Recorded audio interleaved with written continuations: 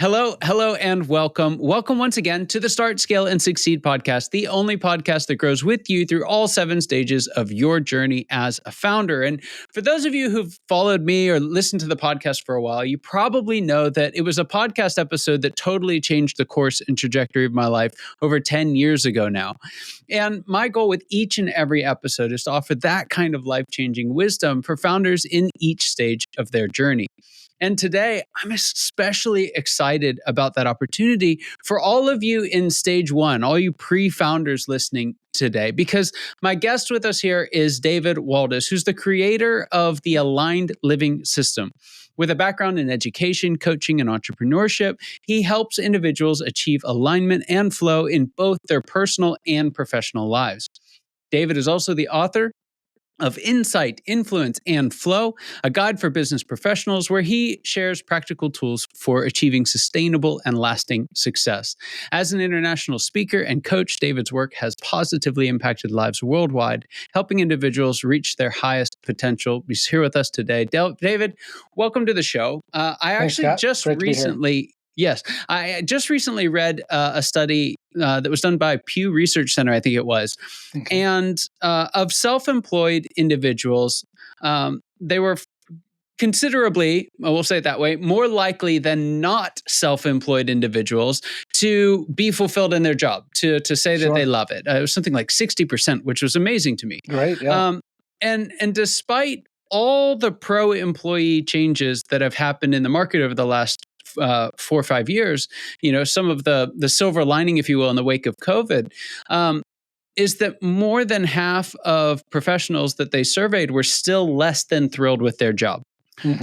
First question for you here out of the gate: why do so many professionals feel stuck, and will starting their own business or side hustle solve it for them? Yeah, that's great, Scott. I think it's that feeling of I don't have as much agency over my work day, over my work life, over what I'm working on, what I'm not working on.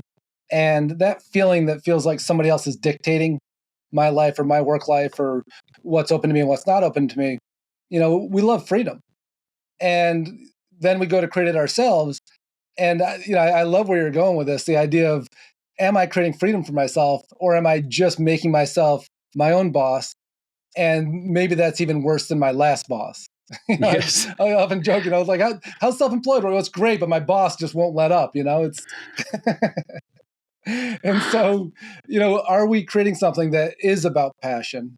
And, it's funny, I started joking with my clients, usually after they've signed up with me, saying they're like, man, I just keep getting more in touch with my passion. I'm like, yeah, I didn't tell you this when you signed up, but one of the things that happens, anybody I work with becomes unemployable, within the first 2 months, because you can't do things ineffectively anymore. You can't do things the way other people want you. Like, you get passionate about what you want to bring, and you have to bring it. And so when that's our driving force, rather than, God, I want the freedom. And I think this is just a dead on truth about everything in life. Whenever we're trying to create by getting away from something, we're just hanging ourselves out to dry. It's got to be, I want this, and this is what I want to create. Not, I'm not doing that shit anymore. I'm going to go do something else. That never works, right? Yeah, that's so true. And what's interesting is you see the journey that founders go through. That reality kind of sandwiches it on both sides. Yeah, you see a lot of folks early on that are trying to leave some type of bad boss or bad something behind them, and you jump in. Maybe they should, maybe they shouldn't start a business. Well, you fast forward 5, 10, 15, 20 years, and folks are thinking about getting out of their business and they leave to get away from the whole thing. It's really wild. And I couldn't agree more. I think the advice in either of those situations is, what are you going to, not what are you going from? Absolutely. It's funny. I often think about that too. When I've talked to people who've had boats, I'm like, I'm thinking about getting a boat. What do you think? And they go, 2 best days of owning a boat is the day you buy it and the day you sell it. And some people's businesses are like that, like, freedom. Oh my God, this won't end, Yeah, it's so true. So in my world, the world that I come from, I should say, I'm working almost exclusively with founders and their leadership teams. One of the questions that I get asked a whole lot from people casually when I tell them what I do is this question, what do you think of, X, my business idea, whatever it is, right? Everyone's Right, got an right. idea. Sure. And I actually don't think that's the right question. It's a Hmm. good question. It's one that you have to Sure. answer if you're going to start a Yeah, business. it But has to be I, feasible, right? Yeah. well, that, and I think a better question is, should I start a business, right? Like, is Yeah. this Yeah. actually Oh, the sure. right mechanism or platform for me? And Hmm. Hmm. so when you're working with your clients, does that question come up, this idea of whether they should start their own business? And if so, how do you help them navigate it? Yeah. That's great because I think when we hit a certain place inside of ourselves where we just go, gosh, I'm really getting in touch with my purpose. That purpose either plugs into somebody else's machine or it doesn't. And if it doesn't plug into somebody else's and there's not a spot in us, as one of the cogs in the wheel in their system, or a way that we can help enrich their system or lead in their system, then we got to start looking, well, how do we create that system? I Yeah. love that quote from, uh, I forget his first name, but Porsche, who started Porsche. He said, there's a car I always wanted to drive and it didn't exist, so I created it myself. All right. And that piece, if it doesn't exist, we don't need to reinvent the wheel. If there's a spot for us in somebody else's machine, great. And if we can enhance it and expand it, because being an entrepreneur is, it's not easy. It doesn't end. There's always something you have to be taken care of. You're responsible for everything. And if you don't see it that way, it's not going to work for you. Yeah. And so I think that question is getting really clear about what your passion is and it coming from your core and what you love doing. And if you can fit into somebody else's business, explore that first, really. Yeah. Uh, Yeah. yeah, yeah, Yeah, absolutely. I fully agree. And what I love about that is, one of the things that I often say is that the defining question at this stage that tends to separate founders from, just folks who can plug into someone else's system, as you described Yeah, it, is that better way, right? It's yeah, that it really absolutely. doesn't Yeah. exist and you can't do it by any other mechanism. Hmm. Hmm. If you were to boil it down in kind of the most mechanical or even mercenary approach, it would be, should I start a business? If you can do anything else, do that. If you can do anything else. Yeah. So because it's hard, it's challenging, it's not the easiest mechanism for doing, but if your purpose demands it, Yes.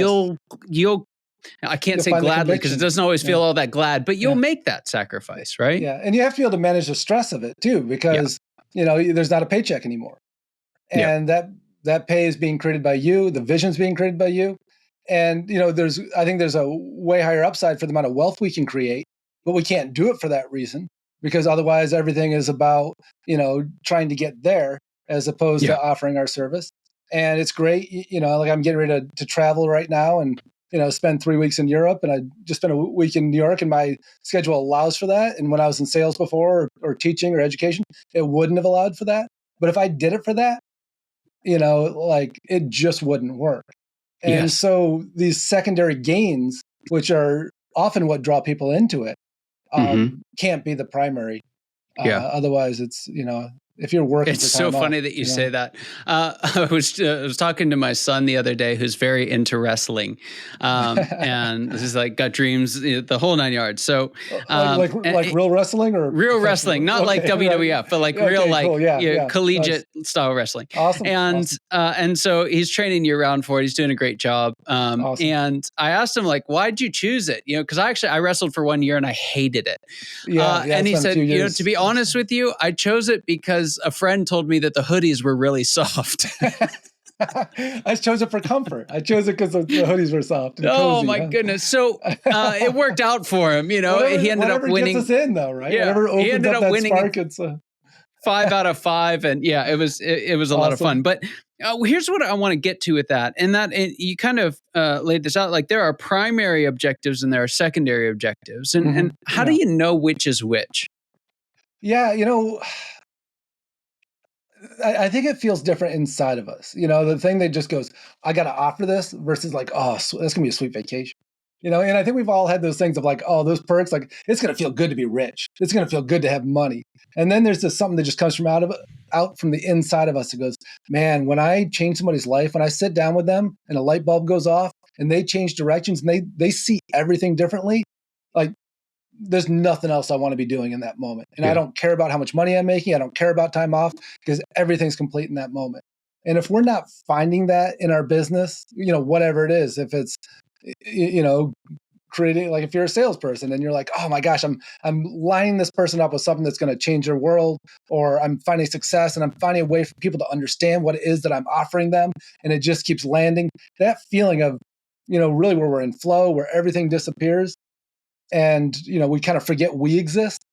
That's got to be the core of it, and everything else is going to be those secondary pieces. And as you're saying that, it feels to me like our primary objectives tend to be what we can give, right? What we will gladly give. Service, and our secondary tends to be what we get. And I love this idea, and you talk about it a lot in the book. And so I did want to make sure we get to it in this conversation. Now is a good point. But you talk a lot about this idea of flow. For folks who haven't necessarily looked at it, it seems like one of the most woo-woo things that we could come at, but it's not. Like there's a lot more to this. So So what's the science behind flow? What are we talking about when we're talking about flow, and how do you help your clients to achieve it? Yeah, so what we're talking about is a state of consciousness. And people meditate, and a lot of people have found some sort of peaceful place inside in meditation. And what I've found, and again, this was like a spontaneous experience for me where I ended up in this, internal state of consciousness, is that it's very easy to get there. The reason that we don't go there is because most of us are so entrained with everybody else's energy fields and everybody else's surroundings, and everybody else's thoughts, and everybody else's emotions, that there's so much emotional noise running into us all the time. And when it's that loud emotionally, we're not going to be able to quiet our inner world, because it's not our inner world. It's whatever we're surrounded by. And so what do? We go, oh, I need a retreat. I need to go somewhere where nobody else is. And so I teach people how to basically rewire their own energetic system, which is a part of us that we all have, that, you walk into a room and it's super tense and you start to feel tense. Or you walk into a room and it's like a party vibe and everybody's happy and you start to feel the party vibe. You start to feel happy. And so there's a part of us that picks that up. And science has really just dialed that in now, that there's information that gets passed through our electromagnetic field that all runs in this torus and this toroidal field, this kind of donut of energy that loops through us. We overlap and we have experiences with each other's energy. And, it's really undeniable that we've had that. If you're sitting with somebody who's sad, you can feel it kind of pulling you in. Why do you tear up sometimes when somebody else is having a hard time? We end up with that inside of our experience. And so, it's great to be able to feel that and have that true empathy. But when it's 90% of what we feel and only 10% is us, we don't have the ability to go into flow. We don't have the ability to really even get in touch with what we truly want, because we're so busy managing our surroundings. And so I teach people how to restructure it so they're feeling themselves 90% and the external world and the emotions of everybody else 10%. And the moment we do that, now we can quiet our inner world. And once we can quiet our inner world, we have agency over it. And we can move away from all the distractions, all the micromanaging, all the meddling with everything, and start to move in a place where we just trust things a lot more, because we're just feeling greater clarity, greater quiet within. And, it's a really hard state to describe, because what people love to do, and of course we do it, is we just go, oh, I think I know what he's talking about, because it's the closest thing we've had. On meditation, I think I've had that. Or maybe in sports, I've had that. And it's always surprising to people when they go into this internal state of consciousness, because you just seem to know what's next. You just seem to know very intuitively how to navigate, and you're not pulled into the what's wrong. And this is similar to what we were talking about, right? Because, if you're leaving a job because your boss sucked or because you don't have the freedom or whatever, that's all the what's wrong. And then we look for what's not that. We solve the problem really with the opposite problem. Really, we go, this has no freedom. I'm going to go create freedom. I'm going to do the polarity. We see it in life, like in dating. I dated somebody who's really obnoxious. Like, oh, I'm going to go date somebody who's really quiet. Oh, they're really boring. Now I'm going to go back to somebody who's really obnoxious. We're just always solving problems with the opposite problem. And when we go into this alignment, into this place of flow, it's really next right action. It's like, what's right for me? And it has nothing to do with what's making me uncomfortable right now. Because the moment we play that game, we're bouncing back and forth between the opposites, as opposed to really feeling our truth. And so from that place, we just get clear and we just start to flow with things. And it's fantastic. It's always surprising to people. There's another point in your book that I thought was really interesting. And I believe the language you used for it was the gift of rejection, which I thought was very appropriate for this conversation because one of the challenges that we have as entrepreneurs, and you don't really think this is going to happen, but like everyone else has the power over whether or not your business succeeds, right? Every customer could like make or break your business tomorrow. It feels that way. And in that real heightened those real heightened stakes, there's the sense of like you'll experience, as much rejection in the first 2 years of starting a business as most people in like 2 lifetimes. So absolutely. Yeah. How do we turn that around into the gift that you think it can be? Yeah. And I think it's true in all areas of life when we're really stabilized on who we are. We look at some people and they're just kind of appealing to everybody. Right. And we go, well, that's so great. Everybody likes them. But who are they inside that they can be somebody that's so benign that everybody just likes them? And when we really get clear on who we are and we hold that in a powerful way, there's going to be people that love it and people that really are not interested or, or just like, I don't want to be around that. Like it goes against my own principles or it goes against my own sense of safety. Right. And if people are trying to be safe and they're around somebody who's just like, we're moving forward and we're creating stuff and they're like, I'm out. And so that gift of rejection, it comes from being really clear about who you are, what you're creating, and being fully committed to it. Not wishy-washy, not trying to appeal to people, but just coming from your own clarity. And when we do that, it's a bit polarized, right? But it's successful because it's clear.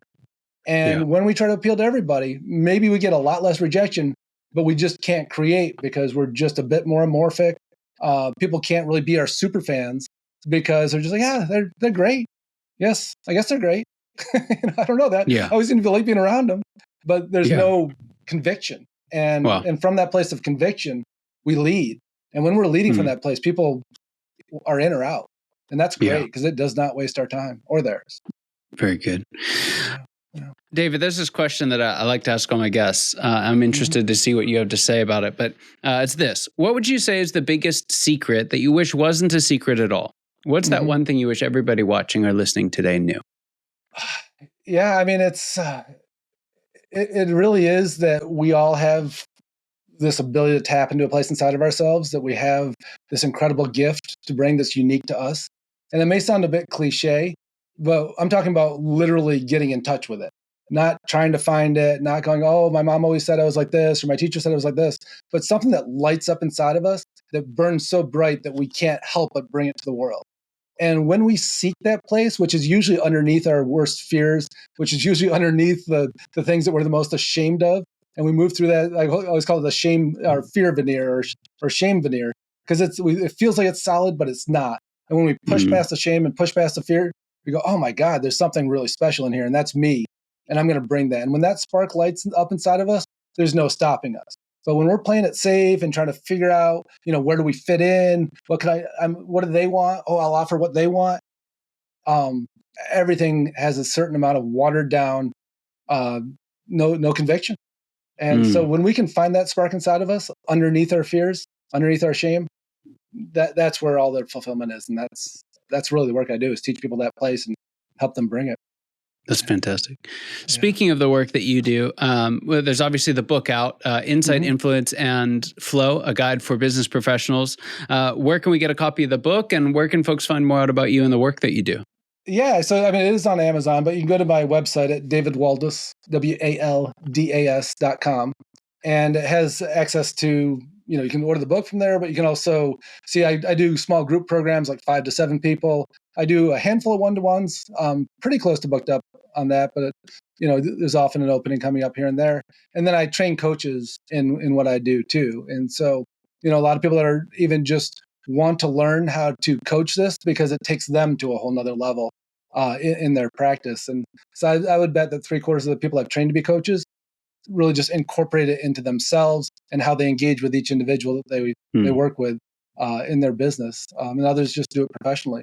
But it's one of the things I'm most excited about taking the system that I teach and handing it to others to create that exponential impact so that it's getting, shared over and over again. That's fantastic. Well, David, thank you so much for being on the show. Just a privilege and honor having you here today. And for those of you watching and listening, you know your time and attention mean the world to us. I hope you got as much out of this conversation as I know I did. And I cannot wait to see you next time. Take care.